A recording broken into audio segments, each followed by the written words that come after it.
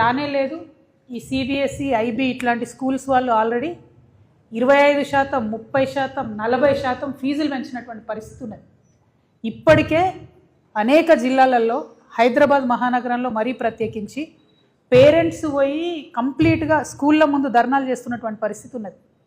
Fee కనబడడానికి ₹1,00,000 ఉంటుంది, కానీ ఇంకొక 30,000 అదనంగా, అది బస్సు కంటారు, స్కూల్ కంటారు, బుక్స్ కంటారు, రకరకాల పేర్లతో ఇంకొక 30,000 అదనంగా పేరెంట్స్ మీద బర్డెన్ ఉంటుంది.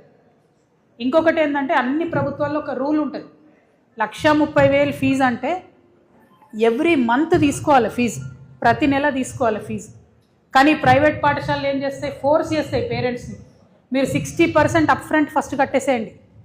అంటే ఒక పేద మధ్యతరగతి ఉద్యోగికి భార్యాభర్త ఇద్దరు చేస్తే కూడా కుటుంబం వెళ్ళడం ఇబ్బందిగా ఉన్నటువంటి ఒక చిన్న కుటుంబంలో 60% ఫీజు అంటే ₹60,000 ఒకటేసారి కట్టాలి స్కూల్ కంటే నిజంగా దేవుడు కనబడే పరిస్థితి ఉన్నది అలా తెలంగాణ రాష్ట్రంలో. ఈ విషయాల మీదనే, ఈ అంశాల మీదనే రేవంత్ రెడ్డి గారు పదే బీఆర్ఎస్ గవర్నమెంట్ అప్పుడు ఉన్నప్పుడు క్రిటిసైజ్ చేసి మీరు